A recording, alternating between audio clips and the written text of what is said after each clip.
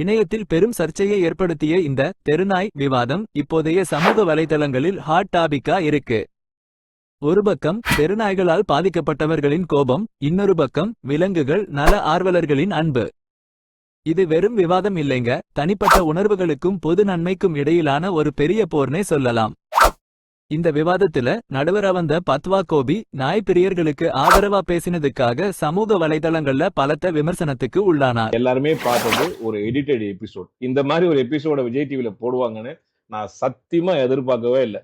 நான் ரொம்ப பிஸியா எங்களுடைய வீட்டு திருமண விழாவில் இருந்தேன். விஜய் டிவில இருந்து எனக்கு கால் பண்ணி இந்த மாதிரி ஒரு ஷோ பண்றோம், நீங்க கெஸ்டா வாங்க, இந்த மாதிரி உங்க வீட்டுல இருக்க நாய் பத்தி பேசுங்க, அஸ் அ டாக் லவரா வாங்க அப்படின்னு கூப்பிட்டாங்க. நான் சொன்னேன், ஆர்குமெண்டா இருந்தா நான் தயவு செய்து வரல, நான் ரொம்ப பிஸியான ஒரு விஷயத்துல இருக்கேன் அப்படின்னு. அதெல்லாம் இல்லை சார், ஆஸ் அ டாக் லவரா வந்து உங்க ஒப்பீனியன் மட்டும் சொல்லுங்க அப்படின்னு அவங்க சொன்னாங்க. அந்த எல்லா விருப்பத்தோட விஜய் டிவி நிறுவனத்துக்கு அந்த unedited version of the episode அதை நீங்க போடுங்க. ஓகேவா? மக்கள் வந்து எவ்வளவு ஒரு துடிப்பா கொந்தளிச்சு என்னென்னமோ கமெண்ட் மேல போட்டுட்டு இருக்காங்க. சோ இது வந்து எவ்வளவு எனக்கு எதிராகவும் டாக் லவ்வர்ஸுக்கு எதிராகவும் எவ்வளவு மோசமா அந்த விமர்சனங்கள் போயிட்டு இருக்கு. ஆக்சுவலா நான் நிகழ்ச்சிக்கு வந்ததுக்கான முதன்மை காரணம் நான் வந்து டாக் மேல வச்சிருக்கிற அன்பும் பற்றும் தான் முதல் காரணம். ரெண்டாவது, இந்த மாதிரியான ஒரு சென்சேஷனல் இஷ்யூ போயிட்டு இருக்கும் போது டாக் ஹேட்டர்ஸுக்கும் சரி டாக் லவர்ஸ்க்கும் சரி பொதுவா இந்த சமுதாயத்துக்கு நம்ம இந்த விஷயத்துல ஒரு தீர்வு கிடைக்கும் அப்படின்ற ஒரு நம்பிக்கையில தான், அதுவும் கோபியுடைய ஷோ அப்படின்னு நம்பிக்கையில தான் எபிசோட் பண்ணும்போது பாத்தீங்களா 9 மணிக்கு மேல வரக்கூடாது அதை மட்டும் போட்டாங்க. நல்லா நீங்க பாருங்க, நான் சொல்லியிருக்கிற விஷயம் வந்து மூன்று பகுதியாக நான் பேசினது. ஒண்ணு வந்து நாயினுடைய குணம், ரெண்டாவது நம்முடைய பிஹேவியர், மூணாவது அதுக்கான தீர்வு. அந்த தீர்வையும் நம்முடைய பிஹேவியரையும் சொன்னதை வந்து அவங்க போடவே இல்லை. 9 மணிக்கு மேல நாய்க்கு தெரியாது நீ நல்லவனா கெட்டவனா அப்படின்னு, அது டெரிட்டரியில மார்க் பண்ணி வச்சிருக்கோம். வந்தா கொலைக்கும் கடிக்கும் புது ஆள் வந்தா அப்படின்றதான் நாங்க பதிவு பண்ணேன். வெறும் 9 மணிக்கு மேல வரக்கூடாது, 11 மணிக்கு கூட யாருமே ஏரியாக்குள்ள வரக்கூடாது அப்படின்னு கட் பண்ணி அவர் கேட்ட கேள்வி ரியாக்ஷன்ல இதை வந்து போட்டிருக்காங்க. நீங்க பார்த்த எபிசோட் வந்து ஒரு சினிமா தான், எல்லாரும் கட் பண்ணி ரியாக்ஷனோட போட்டிருக்காங்க. சோ இதனால அதே மாதிரி முக்கியமா வந்து ஒரு பாதிக்கப்பட்டவங்களை வச்சு ஒரு நிகழ்ச்சி பண்றது, அதுவும் ஒரு ஸ்பான்சர்ட் நிகழ்ச்சியை பண்றது எந்த விதத்துல நியாயம்? அந்த கேள்வியும் நம்ம கேட்கணும்ல. நான் எபிசோட் பார்க்கும்போது தான் தெரிஞ்சது. ஏன்னா நான் அந்த நிகழ்ச்சிக்கு வந்து எல்லா ஷூட்டிங் முடிஞ்சு கடைசியில் தான் நான் வந்து ஜாயின் பண்ணேன். சோ எனக்கு வந்து அங்க என்ன நடந்ததுன்னு தெரியல. நல்ல விஷயத்த ஒரு தீர்வா ஒரு விஷயத்த ஒரு எபிசோட போடாம இது வந்து ஒரு பிரச்சனையா உருமாறி இருக்கு.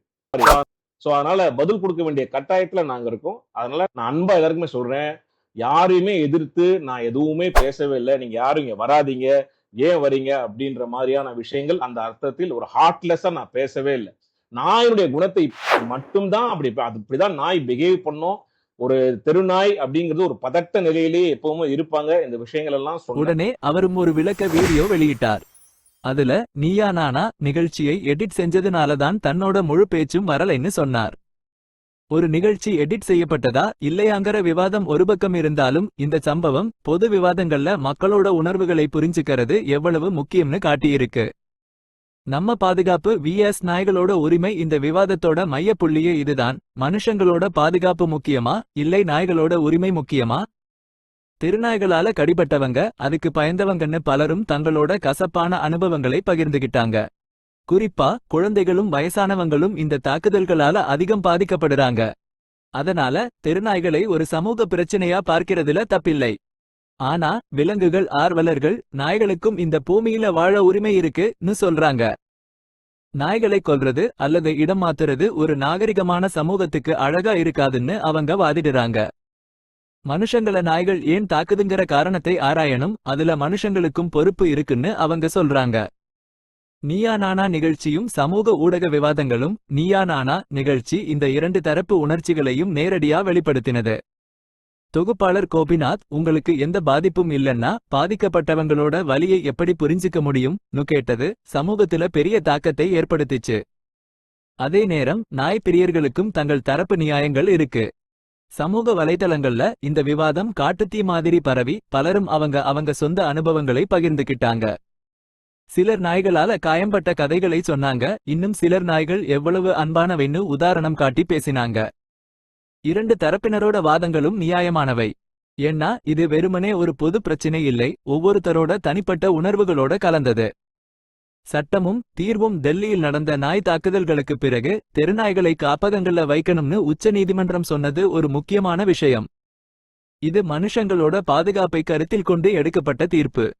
ஆனா லட்சக்கணக்கான நாய்களை காப்பகங்கள்ல வச்சு பராமரிக்க முடியுமாங்கிற கேள்வி இன்னும் இருக்கு. இந்த சிக்கலுக்கு ஒரு நல்ல தீர்வு வேணும்னா 2 தரப்பினருக்கும் ஏற்றுக்கொள்ளும்படி ஒரு வழியை கண்டுபிடிக்கணும்.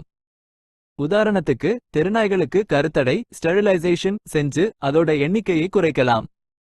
அதேபோல தடுப்பூசிகள் போடுறது மூலமா நோய் பரவாமல் தடுக்கலாம். தெருநாய்களை பாதுகாப்பா பராமரிக்க தத்தெடுக்கிற திட்டங்களை ஊக்குவிக்கலாம். இது ஒரு சிக்கலான விவாதம். ஆனா சரியான அணுகுமுறை இருந்தா மனுஷங்களோட பாதுகாப்பையும் விலங்குகளோட உரிமையையும் ஒரே நேரத்துல பாதுகாக்க முடியும். இந்த விவாதம் இன்னும் பல நாட்களுக்கு தொடரும் போல இருக்கு. இந்த விஷயத்துல உங்களோட கருத்து என்ன? இந்த விவாதத்துக்கு ஒரு நல்ல தீர்வு என்னவா இருக்கும்னு நீங்க நினைக்கிறீங்க?